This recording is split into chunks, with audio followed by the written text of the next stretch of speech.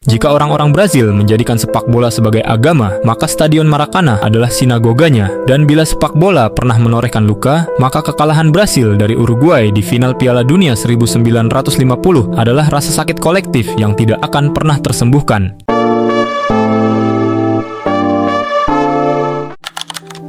Setelah vakum selama 2 edisi akibat Perang Dunia Kedua, FIFA akhirnya menggelar kembali Piala Dunia pada tahun 1950.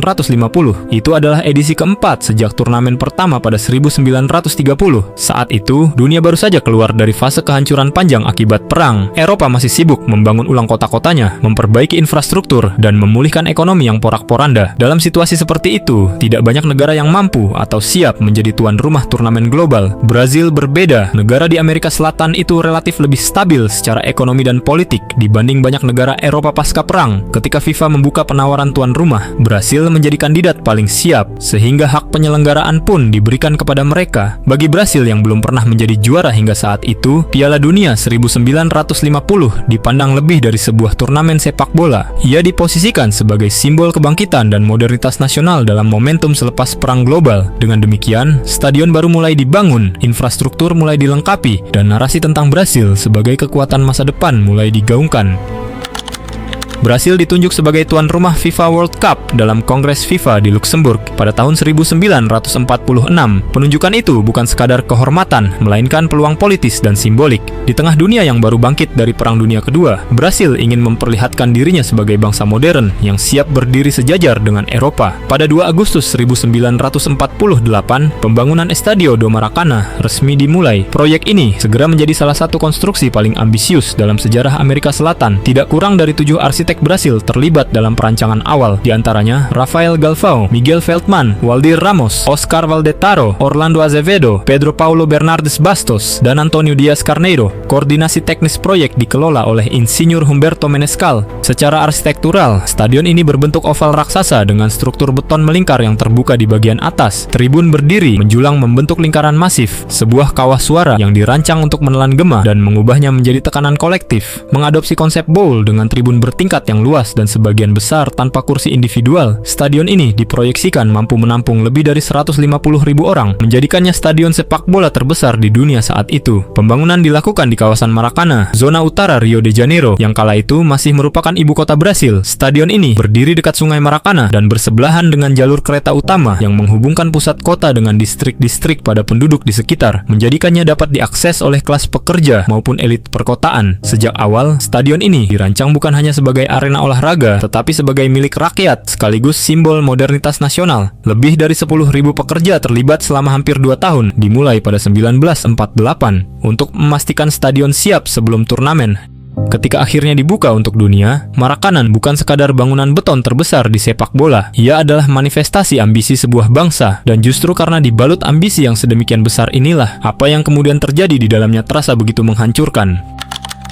Dengan jeda 12 tahun akibat perang, FIFA menyadari bahwa membuka kembali event Piala Dunia pada tahun 1950 merupakan sebuah tantangan yang berat di tengah dunia yang belum pulih. Dan tantangan yang paling mendasar adalah mengumpulkan peserta turnamen dari seluruh dunia. Usai menyerahkan hak tuan rumah kepada Brazil, FIFA mulai bergerak membujuk negara-negara agar mengirim tim nasional mereka untuk berkompetisi. Mengingat kondisi global yang belum stabil, maka sudah pasti sebagian besar negara kesulitan bergabung. Untuk diketahui, sebelum edisi di Brasil ini, Piala Dunia sejak pertama kali memiliki format yang belum solid. Pada dasarnya, turnamen ini hanya menargetkan 16 tim peserta yang mana pada 3 edisi terdahulu jumlahnya selalu kurang dari itu. Dengan demikian, perang telah menambah kesulitan bagi FIFA untuk mengumpulkan peserta. Selain Brasil yang sudah pasti ikut, Italia merupakan peserta yang secara otomatis ada dalam daftar. Mereka juara bertahan yang telah memenangkan turnamen sebanyak 2 kali masing-masing pada 1934 dan 1938. Namun, menjelang turnamen, Italia ingin mundur setelah tragedi udara Superga menewaskan sebagian besar pemainnya pada tahun 1949. FIFA berhasil membujuk dan Italia memutuskan berangkat ke Amerika Selatan menggunakan kapal. 14 slot tersisa oleh FIFA dialokasikan menjadi 7 untuk Eropa, 6 untuk Amerika, dan 1 untuk Asia. Meski begitu, mengumpulkan negara peserta tetap menjadi hal yang tidak mudah. Pertama, Jerman yang terbelah menjadi 2 kekuatan setelah perang tidak bisa berpartisipasi setelah asosiasi sepak bola mereka dibubarkan pada tahun 1945. Jerman Timur maupun Jerman Barat baru diterima kembali menjadi anggota FIFA seusai turnamen. Kedua, negara-negara Britania Raya diundang untuk berpartisipasi setelah bergabung kembali dengan FIFA 4 tahun sebelumnya usai 17 tahun mengasingkan diri. Kepada mereka diberikan 2 tempat, maka diadakanlah kejuaraan Britania Raya 1949 sebagai grup kualifikasi dengan 2 tim teratas lolos. Inggris finish pertama dan Skotlandia di urutan kedua. Namun, George Graham sebagai ketua asosiasi sepak bola Skotlandia sebelumnya bersikeras bahwa Skotlandia hanya akan berangkat ke Brasil jika keluar sebagai juara kualifikasi tersebut. Maka mundurlah Skotlandia. Ketiga, sejumlah negara di Eropa menolak untuk berpartisipasi dalam turnamen kualifikasi, termasuk sebagian besar negara tiran seperti Uni Soviet, finalis 1934 Cekoslowakia, dan finalis 1938 Hongaria. Pada akhirnya, Yugoslavia yang telah menjauhkan diri dari Uni Soviet pada tahun 1948 adalah satu-satunya negara Eropa Timur yang ikut serta dalam turnamen tersebut. Keempat, Turki dan Swiss lolos sebagai peserta usai Belgia dan Austria mengundurkan diri saat kualifikasi, tetapi Turki kemudian memutuskan mundur dengan alasan kondisi keuangan yang tidak cukup untuk biaya perjalanan ke Amerika Selatan. FIFA lantas mengundang Portugal, Republik Irlandia, dan Prancis yang telah tersingkir dalam kualifikasi untuk mengisi kekosongan yang ditinggalkan oleh Skotlandia dan Turki. Portugal dan Republik Irlandia langsung menolak, tetapi Prancis yang awalnya menerima dan dimasukkan ke dalam undian ternyata menarik diri di hari-hari terakhir. Kelima, Argentina mengundurkan diri setelah pengundian kualifikasi karena perselisihan dengan Konfederasi Sepak Bola Brasil. Selanjutnya, Ekuador dan Peru memilih jalan yang sama, sehingga menyisakan Chili, Bolivia, Paraguay, dan Uruguay lolos dari Amerika Selatan secara otomatis. Keenam, situasi pelik masih menyelimuti Asia, kecuali Jepang yang tidak bisa disertakan akibat skorsing dari FIFA, akibat menunggak pembayaran iuran. Filipina, Indonesia, dan Myanmar semuanya mengundurkan diri, maka India lolos secara otomatis. Sayangnya, India kemudian tidak jadi berangkat setelah menilai akomodasi yang harus dikeluarkan serta fakta bahwa kualitas sepak bola mereka belum sepadan dengan negara peserta lain. Mundurnya sejumlah peserta selama babak kualifikasi akhirnya menyisakan 13 negara yang bersedia ikut serta, dan karena mepetnya waktu yang tidak memungkinkan mengatur ulang format, maka hanya akan ada 3 negara di grup 3 dan 2 negara di grup 4. Tanpa kehadiran Prancis, Belgia, dan Rumania, berarti Brasil menjadi satu-satunya tim yang telah bermain di setiap Piala Dunia sejak pertama kali diadakan pada tahun 1930, sebuah rekor yang bertahan hingga sekarang. Sementara itu, bagi Inggris ini akan menjadi kali pertama mereka terlibat sebagai peserta Piala Dunia, dan untuk pertama kalinya dalam sejarah, trofi tersebut secara resmi disebut Piala Jules Rimet untuk memperingati 25 tahun kepemimpinan Jules Rimet di FIFA. Namun semua kekacauan administratif itu hanyalah prolog, sebab format turnamen 1950 menyimpan satu keputusan yang jauh lebih menentukan, yakni tidak ada final resmi, dan justru dari struktur itulah lahir pertandingan yang akan dikenang sebagai salah satu tragedi paling sunyi dalam sejarah sepak bola. Di balik kekacauan jumlah peserta, ada satu keputusan yang sangat terencana terkait format turnamen. Brasil tidak ingin Piala Dunia 1950 hanya menjadi turnamen biasa. Mereka telah membangun stadion raksasa, menggelontorkan dana publik dalam jumlah besar, dan menjadikan event ini sebagai simbol modernitas nasional. Jika menggunakan format lama berupa sistem gugur langsung seperti 1934 dan 1938, maka hanya akan menghasilkan 16 pertandingan. Itu berarti sebagian besar tim akan langsung tersingkir setelah satu laga. Bagi Brasil, itu terlalu singkat, terlalu berisiko, dan terlalu sedikit pemasukan. Maka format baru berupa 2 babak grup pun digagas. Babak pertama tetap berbentuk grup. Para juara grup kemudian masuk ke grup final di babak berikutnya yang menentukan juara dunia. Tidak ada semifinal dan tidak ada partai final. Dengan format ini, jumlah pertandingan meningkat drastis menjadi 30 laga. Stadion-stadion yang mahal akan terisi lebih lama. Penjualan tiket terjamin. Lebih dari itu, format grup menjamin setiap tim memainkan minimal 3 pertandingan. Perjalanan dari Eropa ke Amerika Selatan pada 1950 bukan perkara ringan. Jika tim hanya bermain satu laga lalu tersingkir, beban biaya dan risiko perjalanan terasa tidak sepadan. Format baru memberi insentif yang lebih masuk akal bagi federasi-federasi Eropa. FIFA pada awalnya menolak gagasan tersebut. Sistem gugur dianggap lebih sederhana dan lebih tegas. Namun, posisi Brasil sangat kuat. Mereka adalah tuan rumah. Infrastruktur sudah dibangun berdasarkan asumsi turnamen panjang. Ketika Brasil mengisyaratkan bahwa mereka bisa saja mundur sebagai penyelenggara jika format itu tidak disetujui, FIFA akhirnya mempertimbangkan ulang. Proposal Brasil diterima. Ironisnya, keputusan yang semula diambil demi keuntungan ekonomi itulah yang kemudian melahirkan salah satu momen paling tragis dalam sejarah sepak bola. Karena tanpa partai final resmi, pertandingan terakhir di fase akhir justru berubah menjadi final de facto, sebuah pertandingan yang tidak dirancang sebagai klimaks, tetapi menjadi tragedi terbesar dalam sejarah. Ketika FIFA World Cup akhirnya dimulai di Brasil pada 24 Juni 1950, atmosfernya langsung memihak tuan rumah. Brasil membuka turnamen dengan kemenangan meyakinkan 4-0 atas Meksiko di Estadio do Maracanã. Mereka kemudian bermain imbang melawan Swiss sebelum memastikan diri sebagai juara grup lewat kemenangan 2-0 atas Yugoslavia. Sejak awal, tuan rumah menunjukkan bahwa mereka bukan sekadar simbol pesta, tetapi kandidat serius. Inggris datang dengan reputasi tinggi. Belum lama sebelumnya mereka mengalahkan tim gabungan Eropa 6-1 dalam laga persahabatan. Banyak yang menganggap mereka sebagai kekuatan tersembunyi turnamen ini. Namun, realitas segera meruntuhkan asumsi tersebut. Setelah menang 2-0 atas Chili, Inggris justru kalah 1-0 dari Amerika Serikat yang langsung dicatat sebagai salah satu kejutan terbesar dalam sejarah Piala Dunia. Kekalahan 1-0 dari Spanyol kemudian mengakhiri perjalanan mereka. Italia, juara bertahan 2 edisi sebelumnya, juga tak mampu mempertahankan wibawa. Kekalahan 3-2 dari Swedia di laga pembuka menjadi pukulan awal, dan mereka gagal lolos dari fase grup. Untuk pertama kalinya, sang juara bertahan tersingkir sebelum babak penentuan.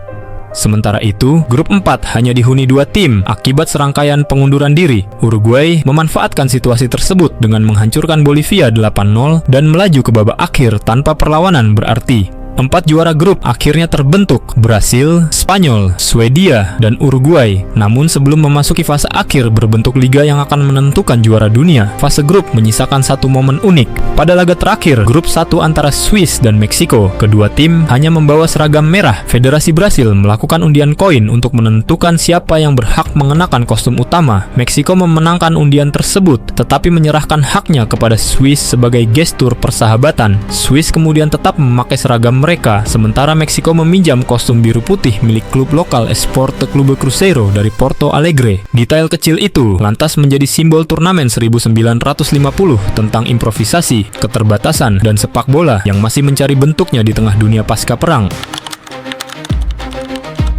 Babak final FIFA World Cup yang menyisakan 4 negara dari masing-masing grup dibuka pada tanggal 9 Juli. Total 6 pertandingan dilangsungkan di 2 stadion berbeda, di Maracanã, Rio Janeiro, dan di Pacaembu, Sao Paulo. Format babak final sangat sederhana. Tim mana yang mengumpulkan poin terbanyak akan menjadi juara dunia. Brasil memainkan seluruh laga babak akhir di Estadio do Maracanã. Sebagaimana stadion yang dirancang menampung sekitar 155.000 penonton itu menjadi pusat gravitasi turnamen. 2 pertandingan pertama, mereka langsung terengginas, menghancurkan Swedia 7-1 dan Spanyol 6-1. Di posisi kedua, Uruguay mengumpulkan 3 poin setelah mengalahkan Swedia 3-2 dan bermain imbang 2-2 melawan Spanyol.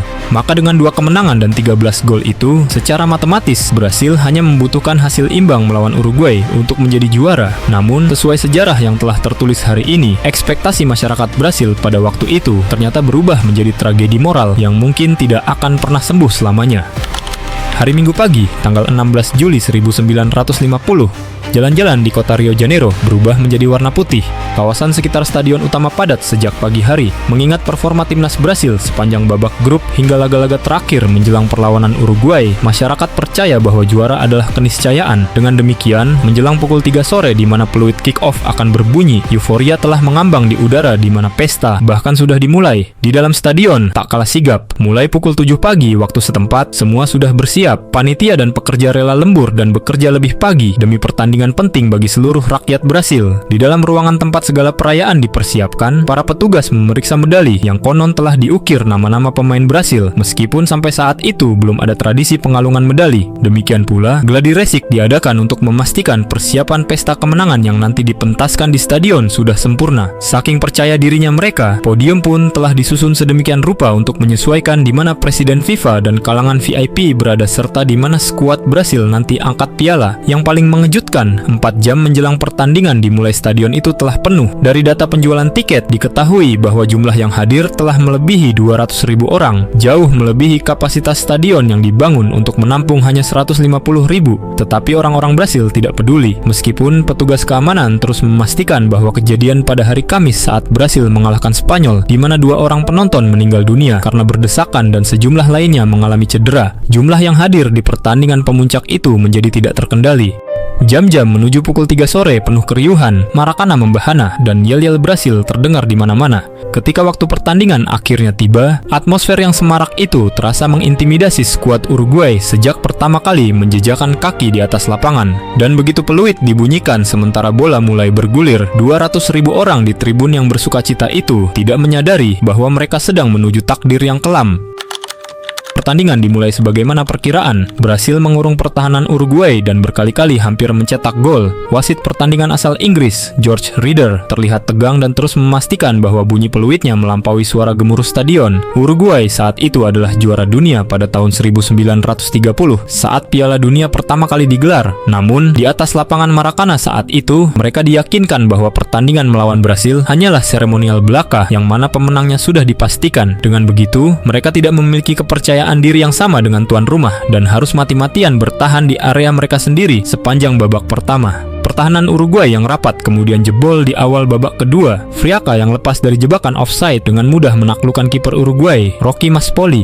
Gol itu membuat gegap gempita di dalam stadion, mencapai puncaknya dan menjalar ke seluruh wilayah Brasil saat penyiar Radio Globo memberi kabar tentang keunggulan Brasil. Namun siapa sangka, gol tadi malah melecut semangat Uruguay. Mereka berbalik menguasai jalannya laga dan membuat pertahanan Brasil kocar-kacir. Tepat di menit ke-66, Juan Alberto Schiaffino berlari dari sisi kanan dan memperdayai kiper Brasil, Moacir Barbosa. Skor berubah 1-1, tetapi di tribun, Flair dan Chan terus semarak. Bagi orang-orang Brasil, gol Uruguay tidak berpengaruh apa-apa sebab Brasil hanya perlu hasil imbang. Keadaan baru mulai terasa berubah saat pertandingan memasuki menit ke-79. Alcides Edgardo Giggia dari Uruguay kembali lepas dari pengawalan di sisi kanan pertahanan Brasil. Giggia tidak peduli tekanan yang diberikan pendukung tuan rumah. Ia mengarahkan bola ke sisi kiri Barbosa sehingga gol kembali tercipta. Suasana senyap seketika merayap di dalam stadion. Penyiar Radio Globo, Luis Mendes, berseru di radio, "Gol untuk Uruguay, gol untuk Uruguay." Tetapi intonasi suaranya tidak lagi membawa kegembiraan yang sama. Di dalam stadion megah itu, ledakan kesunyian terasa mengguncang.